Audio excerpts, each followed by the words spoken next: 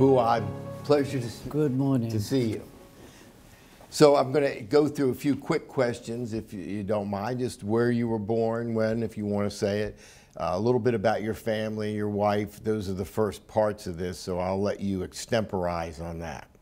I was born in Tehran, Iran, and at the age of 11, my family sent me to boarding school in England, went through grade school, equivalent of high school in England, went to medical school in England, graduated, did 1 year of internship in England, came to the States and have remained here and have been extremely happy and successful since I came to the United States. Great. And was it ultimately your plan to come here? And I know obviously we're plastic surgeons, but how did you happen to decide to come to the States? The plan ultimately was to go back to Iran and practice as a physician. As a senior medical student at the University of Bristol in England, I had the opportunity to do my senior elective actually in Baltimore at Hopkins on the medical service. I was so impressed by the level of medical education in this country. I went back to my own medical school, graduated. Whilst doing my intern years there, I expressed a desire that I think I'd like to go to the United States, train as a resident. Came here to train as a resident, intending to eventually go back to Iran, but then events in 1979 made that impossible. I loved my training here, started in Baltimore, finished in Atlanta, and have remained there at Emory ever since. And any of your family members in the medical field or children? If you tell us a little about your children, your wife too, right? I'm the first one in our immediate family to go into medicine. Almost 50 years ago, I met my wife Shahnaz, and we'll be celebrating our 50th wedding anniversary next year. We have 2 children. My son actually is a plastic surgeon, and for several years we practiced together. My daughter is married to a cardiac surgeon. Okay. And the process, or as a plastic surgeon, you went to Atlanta, and you're chief of the program there, and it is a department, correct? It's a division, and okay. No, Grant Carlson is the head of the division. Okay. I've never been the head of the division at Emory. Well, you were recognized through the American Association for the books that you have written. And I wish you would just touch on those, and Dr. Bostwick and Dr. Mathis and your relationship with them and how that came about. When I first came to the United States, my first 2 years were at Baltimore. After 2 years, I was not one of the residents selected to go through the entire program, and I was fortunate enough, despite at the time being very disappointed, I was fortunate enough to have a position at Emory in Atlanta. My first week there, I meet Dr. Ukewitz, I meet John Bostwick, Steve Mathis is one of my own cohorts, and John McCraw is one of the plastic residents. I look at them as my mentors. I look at them as individuals who were instrumental in my choosing to follow in their tracks and become a plastic surgeon. I went to Emory with every intention of finishing general surgery, but I realized, looking at my colleagues in plastics, it was innovative.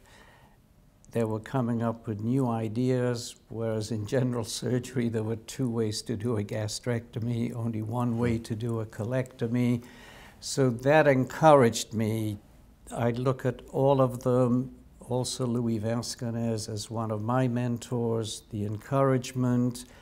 And at the time, one of the people that I really admire was Josh Ukewitz, who in a very short time established that division, and very, very quickly it rose to national and international recognition through the work with the flaps that started with John McCraw, then Bostwick, Arnold, Mathis. Steve Mathis and I were the best of friends. We went through the training together, and we did some research in the lab and established the classification of the blood supply to muscle flaps, and wrote our first book, then a second book, then a third book, and then my interest and my career evolved more towards aesthetic surgery, and had the honor and privilege to later write my edit my 3-volume Art of Aesthetic Surgery. But it all really started with that nucleus of mentors, of those who encouraged me, of those who on a daily basis we would discuss this specialty, we would discuss our goals and what we wanted each to do with our careers. Plastic surgery, you touched on it, but how did you, I mean, obviously you've accomplished a tremendous amount. How did you go into plastic surgery? I understand there's one way to do an appendectomy. You can't be real creative. What drove you to that specialty? It was wide open. And even to this day, I tell the residents, you know why I love this specialty? There are 5 different ways of doing a breast augmentation, 15 different ways of doing facial rejuvenation. In the right hands, on the right patient, they're all the right way of doing it. Mm-hmm. And at that time, and I believe it's true today, I don't know of any other specialty that has that wide range of available techniques and available procedures to offer their patients. I was talking to Dr. Luce earlier, and I said the beauty of what we do is the combination of art and science, that you're allowed to be creative to a certain point.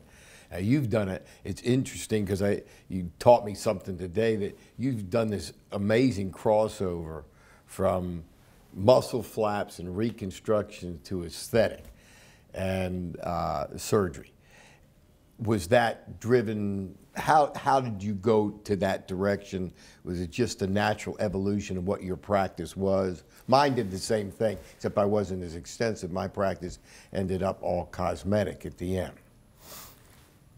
I was hired at Emory to be the microsurgeon, hand surgeon, take care of difficult wounds. And by the way, Friday afternoon, you can see and try to build an aesthetic practice.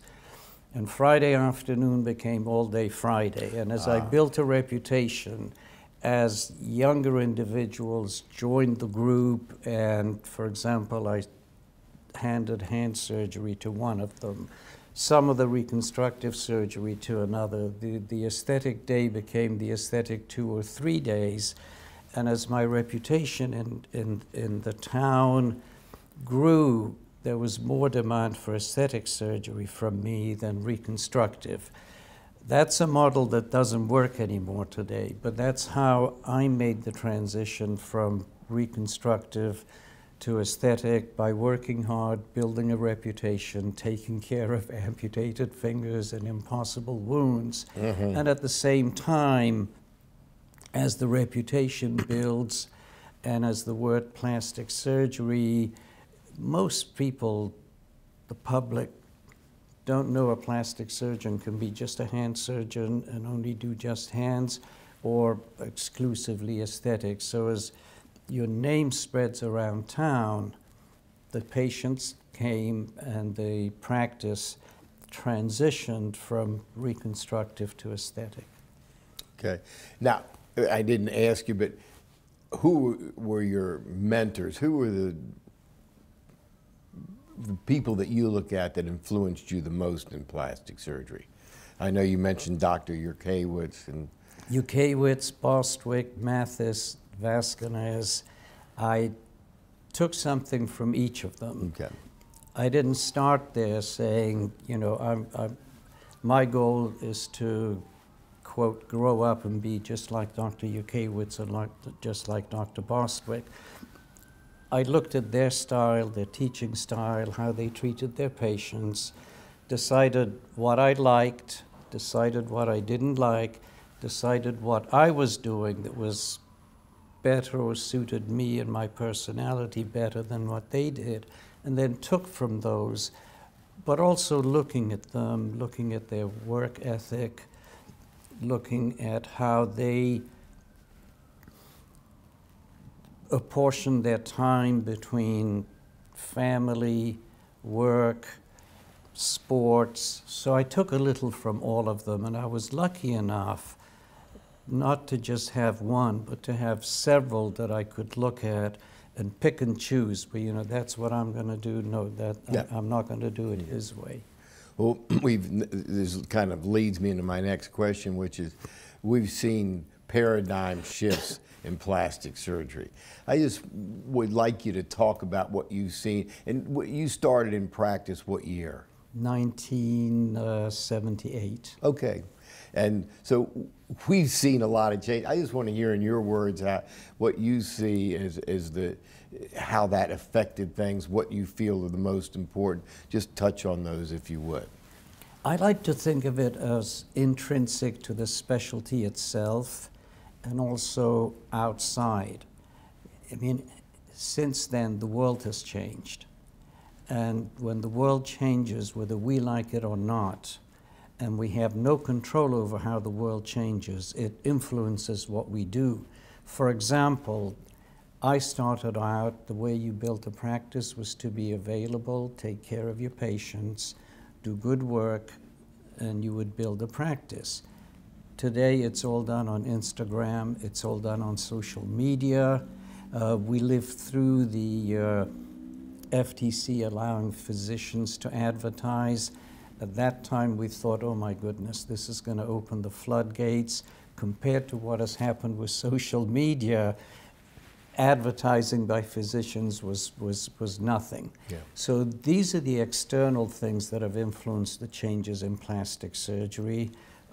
As editor of ASJ, we had to add a section on social media because of the number of papers that are being submitted, because of the way it's influencing how the young, as well as those with established practices, promote themselves and promote their practice.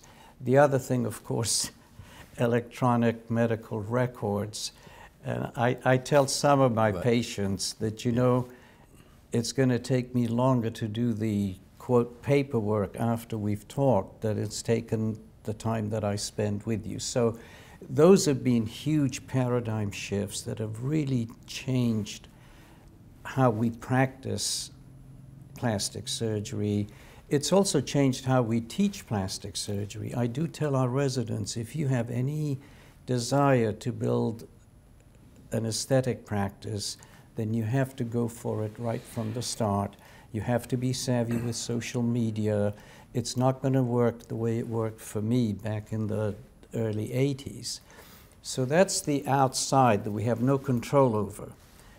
But the changes inside, the specialty has grown exponentially. I think my American Board of Plastic Surgery certificate was in the low 2000s. Now it's up in the 6,000 and 7,000s, the number on the certificate. So the specialty has grown. We have so many subspecialties now. There was a time when I first started in practice, I could do anything. I could do head and neck reconstruction, breast surgery, free flaps, hand, finger replants, hand surgeon. We were all experts at everything. Today, you focus on craniofacial, you focus on aesthetic, you focus on hand surgery. So the specialty has become so vast that no one person can claim or can be an expert on the entire spectrum of plastic surgery. The other things that have changed, we talked about Baltimore. I rotated as an intern on plastics and saw the one and only cross-leg flap I've ever seen. I never did a cross-leg flap. microsurgery, muscle flaps, incredible change to our specialty. Fast forward, you take a muscle flap or a free flap and you refine it. You go from a pedicle tram flap for breast reconstruction to a free tram, and then you refine it even more and you go to a DIEP flap. And this has happened all over with reconstructive surgery. Now we have stem cells. We have adipose-derived stem cells. We have SVF. We're now talking about another subspecialty of regenerative medicine.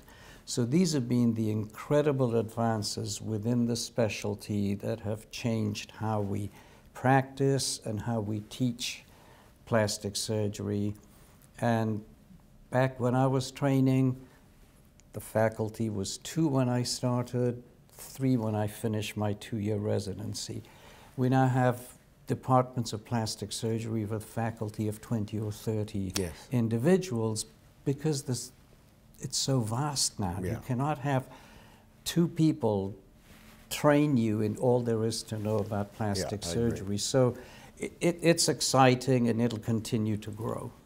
Well, I have to ask you one question because you brought up something nobody's brought up yet about paradigm shifts, and I've talked about it, is social media, where somebody can come into practice and they're an expert in a week because they're on Instagram, they're on Facebook, they're on. What do you think of that as a positive or negative or both as far as where our exposure has gone?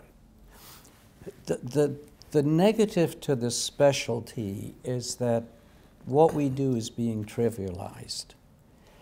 This is surgery. Surgery carries risk. You know, we all know about all the deaths from gluteal fat grafting.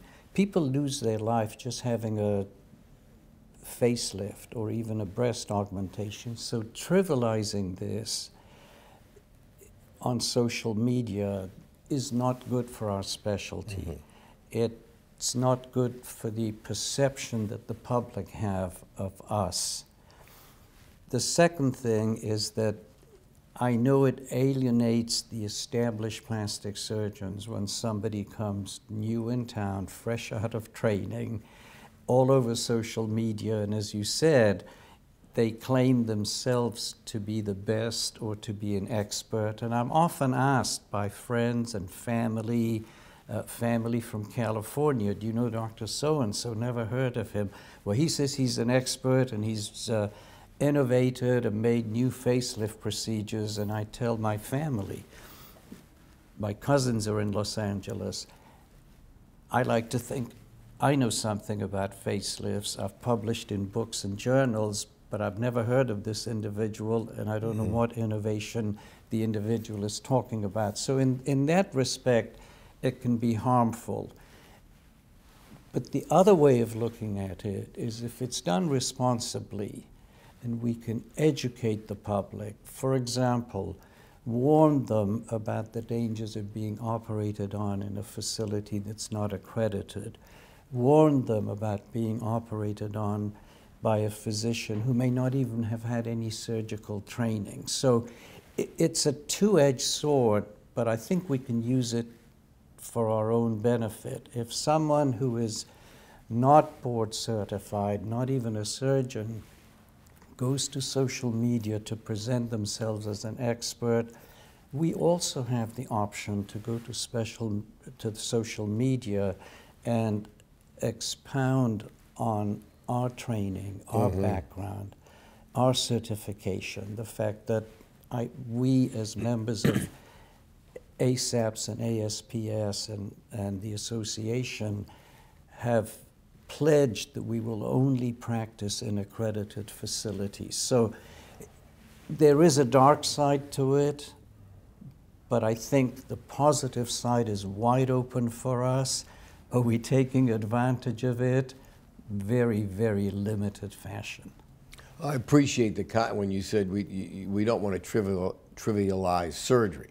And my favorite thing is when a patient come in for cosmetic surgery, do you think I need this?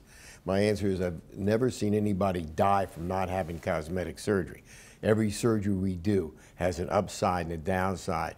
And the problem is, to me, on social media, they make it, they're showing putting in breast implants. I get that. I'd have been right on top of that if I'd come out at the time of social media, but I didn't. But to me, there's almost an overexposure and so much liability when you do that, that this is all forever. Never goes away, you know, that, not that paper, although paper does degenerate, is that I think sometimes they make it look like it's just a fun thing. There's no such thing as a lunchtime facelift. I'm sorry, it's just not one that I've ever heard of, but they like to put a moniker on things like that, and I appreciate that you said that, and I appreciate that you made this transition, because that's not easy, from one part of plastic surgery to the other, and you're right, we're now, in my opinion, we've got to be specialists in certain things, because there are 20 people in the department, not 3. So they're going to do a little bit of this and a little, you know, everything's going to be divided up, as far, you know, the way I see it. You've mentioned, what do you feel the most important innovation or specialty? I think you've touched on that. What do you feel has been your greatest professional accomplishment and failure? You get to do both those. You don't have to do both, by the way. I'd have to think hard about failures. I've been incredibly fortunate to be surrounded by the right people, incredibly fortunate to have the support of my family, especially my wife, who has never questioned, why are you working so late? Why do you write these books? Why do you travel and lecture? Most of the time I'm happy that she comes with me. The joys are the residents and fellows, close to 200 residents and fellows in whose training I've been involved. Wow. To see them build successful practices, to see some of them become leaders of some of our national and international organizations, to see some of them write books, innovate, publish, become involved in academic plastic surgery, train another group of residents and fellows. The books that I've written, all of them have brought me joy. Being editor of Aesthetic Surgery Journal is one of my greatest joys. It takes up a lot of my time, but the way I've seen the journal grow, the way that I have seen it rise in its status has been a great joy to me. Failures, as I said, I'd have to think very hard. Perhaps early in my career, I wasn't around as much as I should have been or wish I had been while my children were growing up. And I remember taking my grandchildren for the very first time to the movies, took them back home, went up, sat down, and my daughter said, "Daddy, would you like to have some tea?" I said, "Sure." So we're sitting down having tea, and she says, "Daddy, I'm so happy that you're seeing my children grow up, because you weren't around and you didn't see your own children grow up." So regrets or failures, yes, some on the family side, but again, incredibly fortunate to have a loving, supportive family, loving, supporting wife, and my 2 children that have been very supportive. Other joy, the joy of my family, the joy of our 5 grandchildren. Well, you look, you had some influence because your son went into plastic surgery. Does he still practice with you, or has he gone on his own? We practiced together for several years, and then there were changes within the practice. I went back to full-time academics, and he chose to continue in private practice. We're in the same city. I don't see him as often as I used to when we're both under the same roof, but he's doing well. He's a good surgeon, a good person, a very good father, and I'm proud of him and try to see him every opportunity. Did he train at Emory? He grew up in Atlanta. He was born in England, born in Bristol when I was just finishing medical school, went to grade school, high school, college in Atlanta at Emory, medical school at Emory, general surgery at Emory, And then he went to San Francisco and actually trained in plastic surgery with my best friend, my co-author, one of my mentors, Steve Mathis. Yes, okay, great. Would you give us some words of wisdom for future and present generations of plastic surgeons? Well, to the future generations, I tell them, you're becoming part of an incredibly innovative specialty. Things will change. As I said, no one today finishing their training can claim that they're an expert in all aspects of plastic surgery. They're not. But keep an open mind. Don't go into plastics saying, this is what I'm going to do, that's what I'm not going to do. Go in with an open mind. See where your talent takes you. See where your passion takes you. We have residents who've started with us, spent time with me, like aesthetic surgery, 3-4 years into their training. Dr. Nahai, you won't be disappointed if I go into hand surgery. So have an open mind. This is an incredible specialty. I know there are those who look and say, you know, we're going to lose this part of our specialty, we're going to lose that.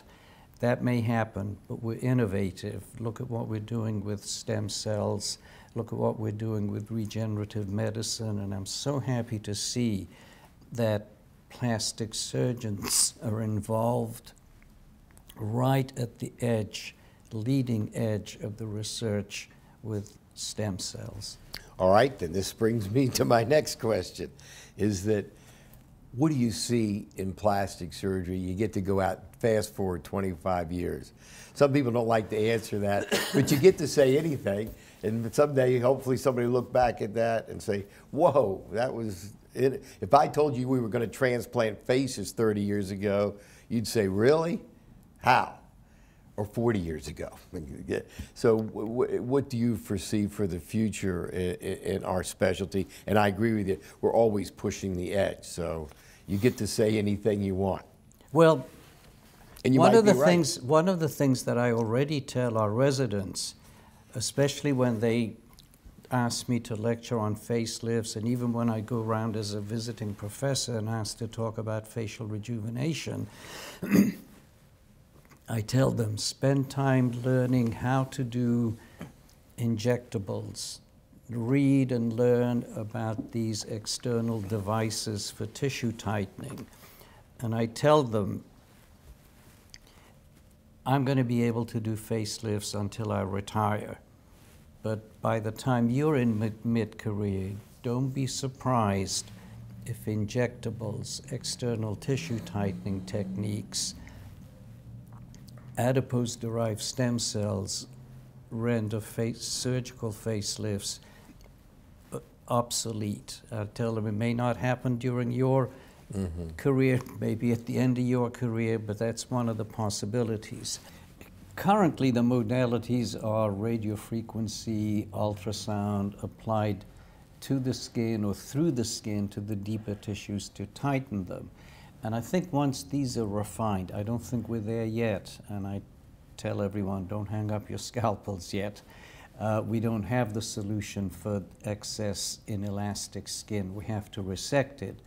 But I think if and when, and it's more the when than the if, these technologies are perfected, they're safe, they're reproducible in everyone, then we can start at an earlier age, and apply these technologies to tighten the facial skin, replace the volume with fillers or fat, and take care of the wrinkles with toxins resurfacing. At that time, there'll be very little need for a surgical facelift, for example. We're talking about the next generation of plastic surgeons, perhaps by mid-career or end of their careers, they'd be doing less surgical procedures and more of these preventive, less invasive. And I think we can say that about the rest of the body in terms of even reconstructive surgery with adipose-derived stem cells and what we're already doing with fat grafting for breast reconstruction, fat grafting for radiation ulcers, and we've already talked so much about regenerative medicine, which I feel will become another subspecialty within our great specialty of plastic surgery. Well, Dr. Nahai, it's been a pleasure.